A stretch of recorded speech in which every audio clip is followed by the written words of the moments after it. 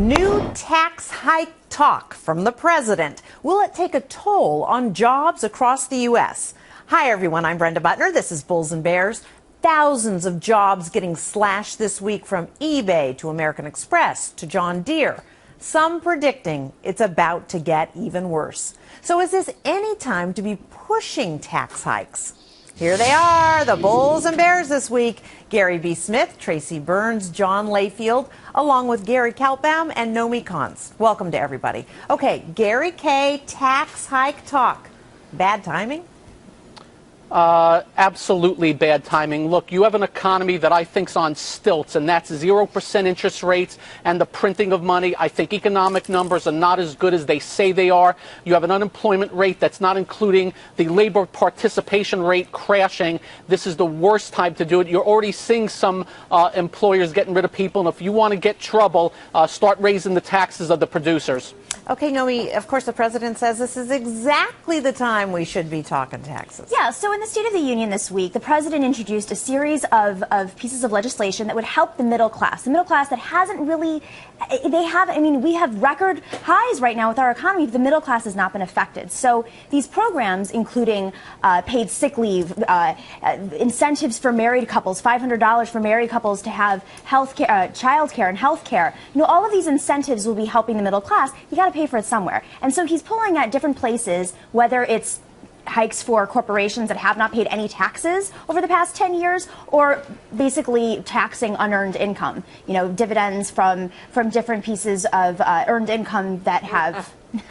Tracy's already killing me. It's killing me, Brenda, because this is not how you do it. First of all, many small businesses, and these are middle-class small business, file on the individual tax return. So you raise the top rate, you are smacking them in the face, and that means, one, they don't take home any money, and two, they have to lay off people. We continue to tax the rich, supposed rich. Meanwhile, though, they can hire the best of the best to figure out ways around this. Completely legal, but they have the means to figure it out. So they're not collecting the tax revenue that they think they are. This backfires every time. And the part of the president's push to take away this step up on appreciated assets only, again, hurts the middle class, because not everyone inherits stock.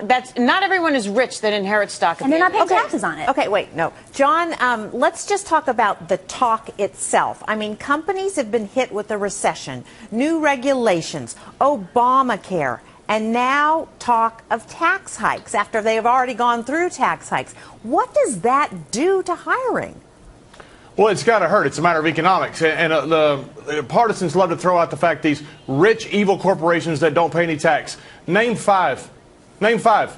You can't. You love to say that these corporations don't pay any tax. That is just that is completely false. And when you talk about the middle tax cuts, you're talking about the middle class that has disappeared over the last 15 years because of the policies of this and the past administration. The low interest rates from the Fed, and also the tax policy that favors those that can get tax breaks. It's pushed the middle class completely out of extinction. We have $2.6 something trillion in revenue last year through August of 2014, a record. We don't have a problem right now with revenue. We have a problem with spending, and that is not getting under control. It's because politicians have absolutely no backbone and aren't willing to cut anything. Nomi, you want to take that challenge about the corporations that don't pay tax? Well, yeah, they haven't been. They name have five. Name them. Oh my goodness. Name them and name how much it is. You throw out these accusations that these rich companies are not paying taxes. Well, what they're doing is they're hiring lobbyists. They're paying millions of dollars. They're willing to pay millions of dollars to hire lobbyists to set tax loopholes. You can't name them, can you? Quickly, you throw out a fact, you can't back up. Exxon's effective tax rate, 40%.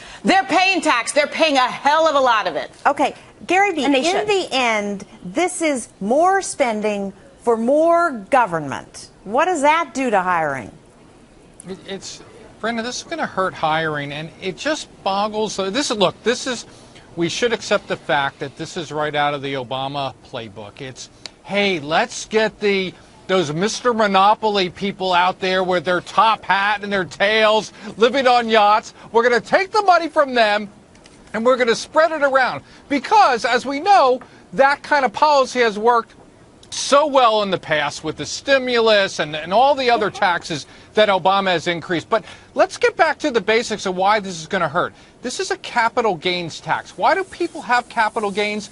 Because they invested in capital. Entrepreneurs, small businesses, large corporations invest in capital to grow their business. The reason they grow their business, or what becomes when they grow their business, Brenda, is it creates jobs. If you take away the incentive for people to actually get a capital gains and get tax on capital gains, you take the incentive away from people and corporations to invest in businesses. When they stop doing that, Brenda, it hurts jobs. It has to. You know, Obama's knowledge of economics is a zero. I give it an F if he ever took a class in it. Okay, Naomi, what do you say? Well, this is Reaganomics. I mean, this is a bipartisan issue right now. No. Reaganomics. Yes, it was wait a second. Bill Clinton? Wait, hang on a second. It was at 20% when Reagan took office, and it did go up, and then immediately afterwards, it sent the economy into a tailspin. But the personal income tax was much lower. It was 20% when Reagan first took office. Didn't Bill Clinton lower capital gains taxes? Didn't John F. Kennedy lower taxes? Wait a second. It worked for them, but no, this is a Reagan And problem? how much were people being paid? Let me go,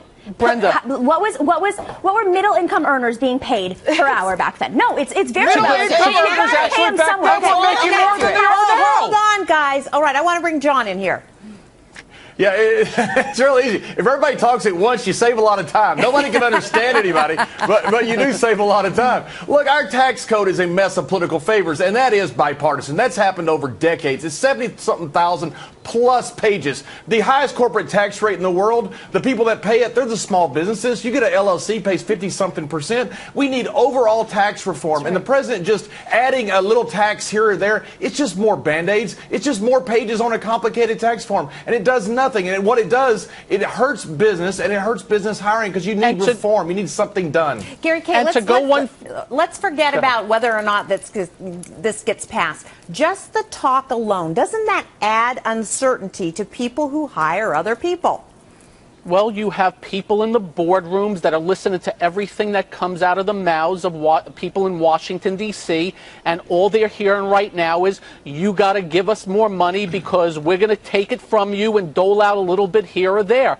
They are going to be thinking twice about their plans going forward. And look, to further this, you do not change the trajectory of anybody's life by handing them $200 here, $400 there. You change people's lives with great jobs that pay a lot of money. And how do you get great jobs? You let the economy flourish. How do you let the economy flourish? Stay the hell out of its way, and it will flourish. And every moment in time, this administration wants to do something more and more, and it's all about giving them more money. And please don't forget that there are more taxes coming down the pike with Obamacare. We're not done with that mess yet. Bingo. So you raise them today, there's so much more coming down the pike. I mean, the middle class is going to get slaughtered regardless of what they try to do. Okay, that's got to be the last word. Thanks, guys.